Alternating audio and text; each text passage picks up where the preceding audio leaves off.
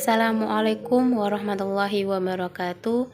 Perkenalkan, nama saya Sulasmini, NPM 1804041159, jurusan Ekonomi Syariah, kelas A, mata kuliah Manajemen Pemasaran, dosen pengampu Ibu Hermanita SEMM. Di sini saya akan menjelaskan materi manajemen pemasaran bab 6, 7, 8, dan 9 untuk memenuhi tugas ujian akhir semester. Langsung saja ke materi. Bab 6, Sistem Informasi Pemasaran. Informasi pemasaran. Setiap pimpinan perusahaan sangat dihadapkan kepada masalah pengambilan keputusan dan penentuan polis dan strategi dari kegiatan perusahaan.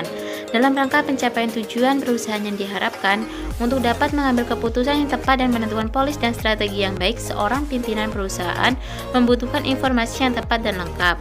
Informasi yang tepat adalah informasi yang isinya sesuai dengan yang dibutuhkan, penyampaiannya tepat pada waktu atau saat yang dibutuhkan, disampaikannya tepat pada tempat atau tujuannya, yaitu orang atau pimpinan yang membutuhkannya. Informasi yang lengkap adalah informasinya yang menyeluruh sesuai dengan apa yang dibutuhkan, tidak ada yang kurang. Materi selanjutnya tentang arti dan peranan informasi pemasaran. Informasi adalah keterangan baik berupa data atau fakta maupun hasil analisis, pertimbangan atau pandangan dari yang menyampaikannya mengenai kondisi atau hal yang berkaitan dengan kebutuhan dalam pengambilan keputusan. Dalam informasi tercakup data atau fakta mengenai kondisi atau keadaan yang berlaku, baik yang sedang atau telah terjadi. Informasi pemasaran adalah keterangan baik berupa data atau fakta maupun hasil analisis, pertimbangan atau pandangan dari yang menyampaikannya mengenai kondisi atau hal yang berkaitan dengan pemasaran. Manajer pemasaran harus mengambil risiko bila informasi pemasarannya tidak lengkap. Hal ini berhubungan dengan tugasnya dalam pengambilan keputusan dan masalah ini akan tetap selalu ada. Selanjutnya tentang ruang lingkup informasi pemasaran. Pada perusahaan yang masih kecil dan bersifat perusahaan lokal, pejabat pimpinannya dapat berhubungan dan memperoleh informasi langsung dari tangan pertama, yaitu pembeli dan distributor atau dealer. Dengan demikian, pejabat pimpinan dapat langsung mengikuti perkembangan pasar dari yang dekat. Bila pertumbuhan perusahaan maju pesat menjadi lebih besar, maka meningkatlah kerumitan yang dihadapi dalam kegiatan operasional perusahaan, sehingga para pimpinan sebagai pengambil keputusan tidak dapat lagi berhubungan langsung dan segera dengan pihak pertama, yaitu para pembeli dan distributor atau dealer.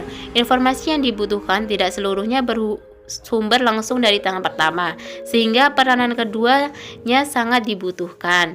Informasi pemasaran dapat dikelompokkan menjadi 5, yaitu yang pertama, informasi pasar dan struktur pasar, yang kedua, informasi harga dan sistem pembayaran, yang ketiga, informasi produk dan pengembangan produk, yang keempat, informasi advertensi dan promosi penjualan, yang kelima, informasi saluran distribusi dan penyaluran fisik. Jadi, ruang lingkup informasi pemasaran cukup luas, menyangkut segala informasi yang dibutuhkan untuk pengambilan keputusan di bidang pemasaran. Yang selanjutnya tentang pengertian dan konsep sistem informasi pemasaran. Sistem informasi pemasaran didefinisikan sebagai suatu susunan yang mengait secara rumit atau kompleks dari orang-orang, mesin-mesin, dan prosedur yang direncanakan untuk menghasilkan aliran yang tersusun dan informasi yang tepat dan telah dikumpulkan baik dari sumber-sumber yang berada di dalam maupun di luar perusahaan untuk dipergunakan sebagai dasar untuk pengambilan keputusan dalam bidang pertanggungjawaban tertentu dari manajemen pemasaran. 4 komponen penting sistem informasi pemasaran yaitu sistem laporan intern, sistem riset pemasaran, kecakapan atau daya pikir pemasaran, sistem analisis pemasaran. Masing-masing komponen tersebut merupakan subsistem yang tidak terlepas dari sistem informasi pemasaran. 3 faktor utama dan saling berhubungan yaitu lingkungan pemasaran, sistem informasi pemasaran, manajer pemasaran. Manajer pemasaran menggunakan informasi untuk tindakan pemasaran perusahaan di lingkungan pemasaran berupa keputusan dan komunikasi pemasaran.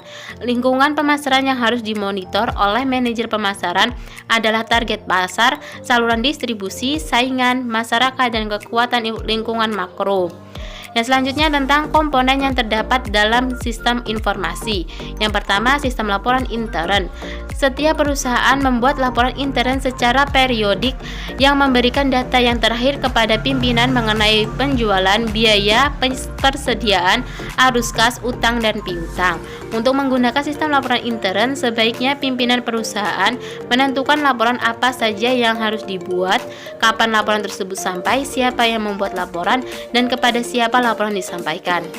Yang kedua, sistem riset pemasaran. Kegiatan riset pemasaran perlu dilakukan secara terus-menerus dengan objek penelitian yang berbeda tergantung pada permasalahan yang dihadapi pimpinan dalam menentukan keputusan dan kebijakannya. Maka beberapa perusahaan telah membentuk bagian riset pemasaran di perusahaannya. Yang ketiga, sistem inteligensi pemasaran. Sistem ini menyediakan data yang sedang terjadi di dalam bidang pemasaran kepada para pejabat pimpinan pemasaran. Sistem inteligensi pemasaran merupakan kumpulan sumber dan prosedur di mana para pejabat pemasaran mendapatkan informasi setiap hari tentang perkembangan lingkungan pemasaran ekstern. Yang keempat, sistem analisis pemasaran. Sistem ini terdiri dari suatu kumpulan teknik yang maju dalam menganalisis pemasaran dan masalah pemasaran. Teknik ini merupakan hasil penemuan dan kesimpulan yang diperoleh dari data yang ada. Selanjutnya, bab 7 tentang pengendalian pemasaran. Kegiatan pengendalian pemasaran mencakup kegiatan menilai dan membandingkan hasil pelaksanaan atau prestasi dengan rencana atau ukuran atau standar yang ditetapkan, mencari penyebab terjadinya penyimpangan dan menentukan cara mengatasinya, memberikan informasi sebagai umpan balik bagi penyusunan rencana pemasaran berikutnya. Berhasil tidaknya pelaksanaan kegiatan pemasaran suatu organisasi atau perusahaan sangat bergantung pada kemampuan pimpinan untuk mengarahkan dan mengendalikan semua kegiatan pelaksanaan di bidang pemasaran. Pengendalian pemasaran merupakan dasar yang penting bagi keberhasilan usaha di bidang pemasaran khususnya dan organisasi atau pemasaran khususnya. Perencanaan pemasaran merupakan penentuan langkah-langkah kegiatan yang akan dilakukan dalam bidang pemasaran untuk jangka waktu tertentu di masa yang akan datang dalam rangka pencapaian tujuan yang akan diharapkan agar pelaksanaannya kegiatan terarah guna mencapai tujuan yang diharapkan perlu dilakukan pengendalian. Selanjutnya tentang ruang lingkup pengendalian pemasaran.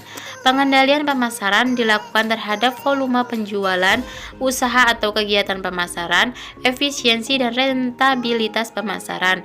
Berdasarkan apa yang dikendalikan, maka lingkup pengendalian pemasaran mencakup yang pertama, pengendalian efektivitas program pemasaran, yang kedua, pengendalian strategis pemasaran, yang ketiga, pengendalian keuntungan atau rentabilitas usaha pemasaran, yang keempat, pengendalian efisiensi pemasaran. Yang selanjutnya tentang sistem pengendalian pemasaran. Ada 6 jenis pengendalian pemasaran, yaitu yang pertama, pengendalian efektivitas program yang dilakukan secara berkala atau periodik untuk menilai efektivitas program atau rencana yang telah dibuat dan bila perlu dilakukan penyempurnaan atau koreksi.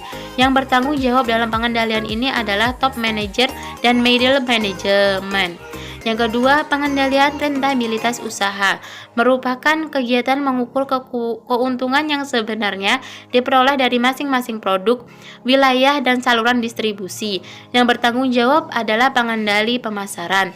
Yang ketiga, pengendalian efisiensi mencakup penelitian tentang cara meningkatkan atau memperbaiki dampak peralatan pemasaran dan biaya dalam rangka pencapaian tujuan perusahaan.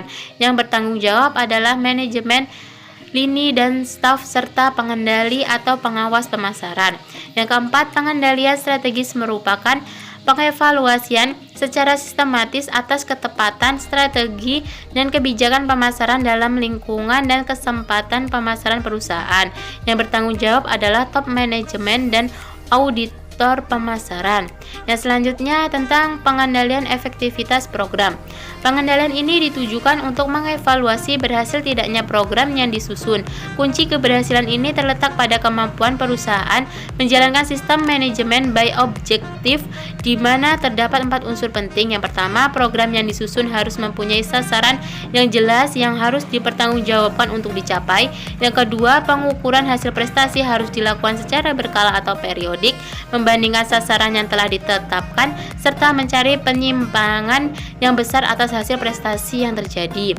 Yang ketiga, hasil prestasi yang menyimpang relatif besar perlu dianalisis sebabnya sehingga dapat diketahui mengapa hal tersebut terjadi, apakah disebabkan faktor di dalam atau di luar lingkungan perusahaan.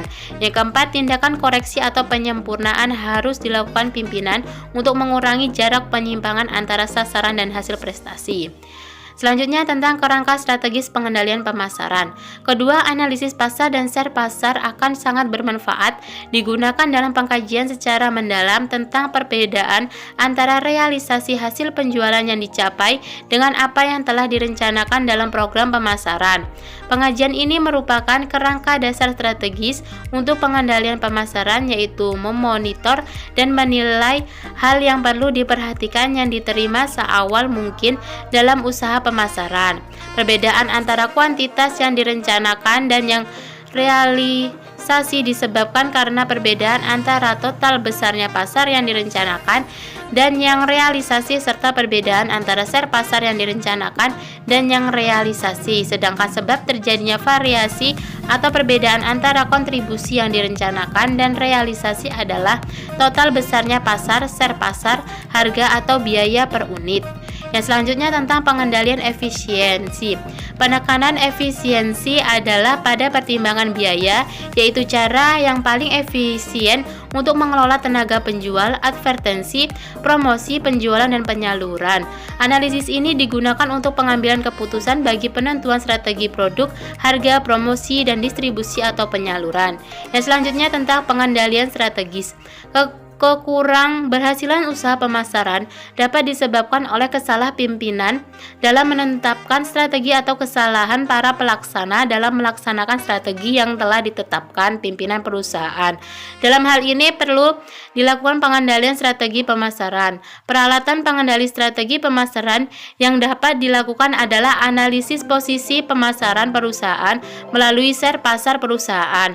Apabila share pasar perusahaan tetap atau profesional, maka strategi yang dilakukan perusahaan adalah strategi pemeliharaan. Jika menurun, maka perusahaan perlu mengubah strategi. Selanjutnya, bab 8 tentang audit pemasaran.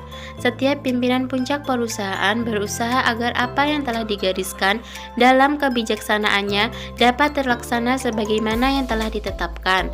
Staf yang memeriksa disebut auditor perusahaan. Audit berbeda dengan pengendalian. Definisi auditing adalah kegiatan memeriksa dan menilai yang dilakukan secara kritis, sistematis, dan analitis untuk membandingkan efektivitas dan efisiensi hasil pelaksanaan suatu kegiatan atau objek tertentu. Falsafah manajemen pemasaran. Ada beberapa konsep pemasaran yang dilakukan organisasi untuk menjalankan pemasaran mereka. Yang pertama, konsep produksi. Falsafah yang menyatakan bahwa konsumen akan menyukai produk-produk yang tersedia dan selaras dengan kemampuan, dan manajemen sebaiknya memusatkan perhatian pada peningkatan efisiensi produksi dan distribusi. Yang kedua, konsep produk.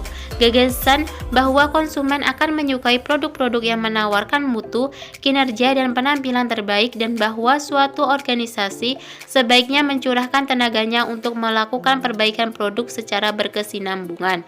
Yang ketiga, konsep penjualan. Gagasan bahwa konsumen tidak akan membeli cukup produk perusahaan kecuali jika perusahaan tersebut melakukan upaya-upaya penjualan dan promosi yang gencar. Yang keempat, konsep pemasaran.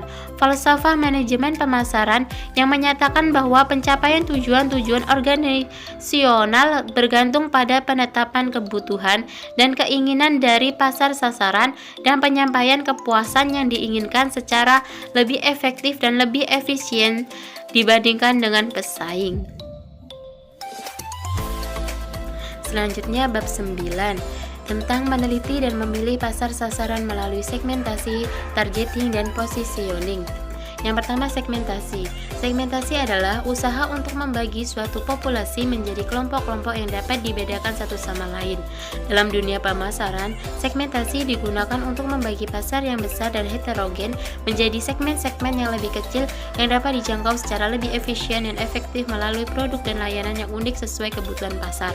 Menurut Kotler dan Armstrong 2004, segmentasi adalah usaha untuk membagi pasar ke dalam kelompok-kelompok yang dapat dibedakan satu sama lain dalam hal kebutuhan, karakteristik, atau perilaku yang mungkin akan memerlukan produk-produk dan strategi pemasaran tertentu untuk menjangkaunya. Beberapa variabel pokok yang sering digunakan sebagai pembeda antara lain adalah geografis, demografis, psikografis atau gaya hidup dan perilaku. Gaya hidup adalah pola seseorang dalam mengelola waktu dan uangnya. Gaya hidup mempengaruhi perilaku seseorang yang pada akhirnya menentukan pola konsumsi seseorang. Segmentasi psikografis tidak semata-mata didasarkan atas gaya hidup. Mengutip pendapat Petler dan Olson 1994 bahwa segmentasi psikografis secara sempit dapat diartikan sebagai usaha memilih pasar ke dalam segmen-segmen berdasarkan gaya hidup, sikap-sikap, dan minat-minat konsumen. Maka dapat disimpulkan, gaya hidup hanya merupakan salah satu unsur dari segmentasi psikografis. Menurut Casali 1998 mengartikan nilai individu sebagai sesuatu yang dipercaya seseorang yang dalam beberapa hal lebih disukai dari hal-hal yang berlawanan. Berbagai studi menemukan bahwa nilai-nilai yang dianut seseorang menentukan pola konsumsinya. Menurut Kahle 1983 dalam studinya menemukan bahwa orang-orang yang menganut nilai kesenangan dan kenikmatan hidup banyak mengkonsumsi alkohol, dan mereka yang menganut nilai pentingnya berprestasi memiliki penghasilan yang tinggi. Ada beberapa kondisi yang diperlukan agar proses segmentasi pasar dapat efektif, yaitu yang pertama, luas pasar memadai, yang kedua, dapat ditindakkan, yang ketiga, dapat dilayani. Dan selanjutnya perilaku pasar terbagi menjadi dua, yaitu yang pertama pasar individual meliputi pribadi-pribadi yang melakukan pembelian barang untuk digunakan sendiri dan atau keluarganya. Yang kedua, pasar organisasional meliputi organisasi pembelian yang melakukan keputusan pembelian secara formal dan atau pembelian untuk dijual kembali, meliputi para penjual, produsen, pemerintah, dan pasar internasional. Yang selanjutnya perilaku konsumen. Perilaku konsumen merupakan tanggapan terhadap rangsang baik dari luar maupun dari konsumen itu sendiri. Pengaruh luar yang memberi rangsangan kepada konsumen adalah faktor pemasaran dan faktor-faktor lingkungan yang lain. Sedangkan pengaruh dari dalam adalah karakteristik pribadi serta pengaruh psikologisnya. Tanggapan dan respon terhadap rangsangan tersebut adalah meliputi pemilihan barang, merek, penjual, saat, dan kuantitas pembeliannya.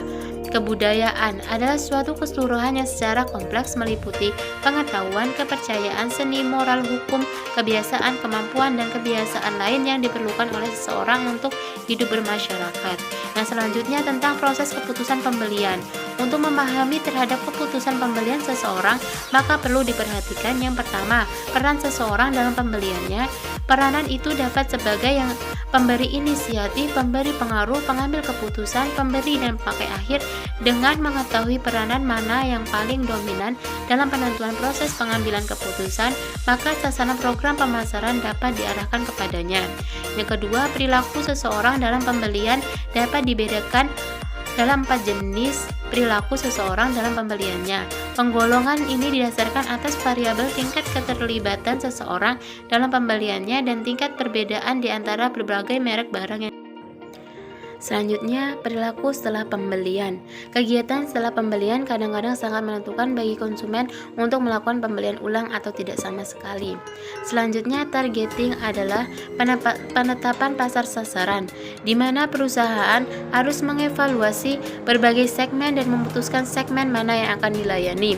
Terdapat 3 alternatif dalam program pemilihan pasar sasaran yang menurut Philip Kotler disebutkan. Ketiga alternatif tersebut antara lain, yang pertama, pemasaran tak dibedakan. Di sini pemasar menganggap pasar sasaran adalah sama, baik tingkat keinginan ataupun kebutuhan konsumen, sehingga menimbulkan kelemahan, yaitu dengan adanya konsumen yang tidak terlayani yang berakibat masuknya pesaing baru yang akan menggarap konsumen tersebut.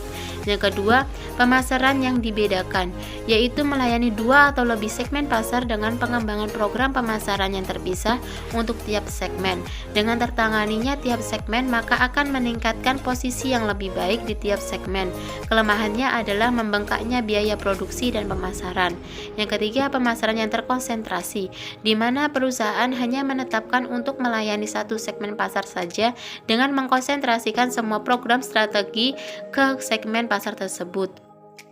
Adapun langkah-langkah penyusunan strategi positioning menurut Yasid adalah yang pertama, analisa pasar, yaitu untuk menentukan faktor-faktor penentu yang ada di pasar seperti kecenderungan permintaan, lokasi pesaing, kemudian dipertimbangkan alternatif atau cara-cara mensegmen pasar sekaligus menilai ukuran dan potensinya.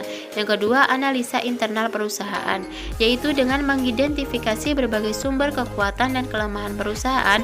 Atas dasar analisa itu, perusahaan harus mampu memilih segmen target pasarnya. Yang ketiga, analisa kompetitif, yaitu identifikasi terhadap pesaing yang mungkin akan memberikan pemasar berbagai masukan atau inspirasi untuk menentukan kesempatan-kesempatan diferensiasi. Yang selanjutnya, strategi positioning. Ketika sebuah positioning telah ditetapkan untuk suatu produk atau jasa, pemasar harus mampu menerjemahkan ke dalam suatu strategi untuk mengkomunikasikan manfaat atas atribut produk kepada konsumen. Dalam mengkomunikasikan, pemasar dapat menggunakan pendekatan konsumen atau consumer positioning dan persaingan atau competitive positioning. Consumer positioning menghubungkan manfaat produk serta layanan produk secara keseluruhan kepada konsumen, dan competitive positioning mengkomunikasikan manfaat produk atau jasa dengan cara membandingkan dengan produk pesaing. Selanjutnya, strategi pemasaran. Strategi pemasaran adalah usaha-usaha pemasar yang logis untuk pencapaian suatu tujuan pada lingkungan pemasaran tertentu. Tujuan-tujuan pemasaran yang umum adalah profitabilitas, pertumbuhan penjualan, pengembangan market share, pemimpin pasar, produktivitas, mempertahankan pasar, dan sebagainya. Dan selanjutnya, strategi pertumbuhan barang. Apabila strategi memasuki barang telah berhasil dan permintaan cenderung meningkat dengan tajam, maka dapat dikatakan bahwa barang telah sampai pada tahap pertumbuhannya, di mana strategi yang digunakan adalah strategi pengembangan dan mempertahankan tingkat penguasaan pasar, terutama diarahkan untuk yang pertama, mengamati jumlah pesaing aktual maupun potensial yang mampu memasuki pasar. Yang kedua, perkiraan tingkat penjualan dan panjangnya kehidupan barang sebagai penentu investasi. Yang ketiga, kemampuan barang memberikan keuntungan. Dan selanjutnya, strategi tahap kedewasaan barang. Dapat dibedakan strategi tersebut menjadi tiga. Yang pertama, strategi pemeliharaan. Tujuannya adalah untuk mempertahankan tingkat pasar yang telah dikuasai selama ini. Untuk maksud tersebut dapat melayani segmen-segmen pasar yang ada. Yang kedua, strategi memasuki. Tujuannya adalah untuk menebus segmen pasar lain agar dapat meningkatkan kembali pasar yang pernah dicapai. Yang ketiga, strategi memasuki kembali. Strategi ini ditujukan untuk memperbaiki penjualan yang menurun dengan beberapa pendekatan yang diperbarui. Yang selanjutnya, strategi tahap penurunan barang. Untuk menentukan suatu barang berada dalam tahap ini adalah dengan yang pertama, menguji efektivitas periklanan dan promosi penjualan. Jika iklan tidak lagi mampu meningkatkan minat yang kuat terhadap barang tersebut dan tidak lagi mampu menciptakan kesetiaan pembeli. Yang kedua, melakukan penelitian konsumen terhadap perbandingan antara daya tarik barang dengan pengganti. Sekian materi yang bisa saya sampaikan. Saya akhiri. Wassalamualaikum warahmatullahi wabarakatuh.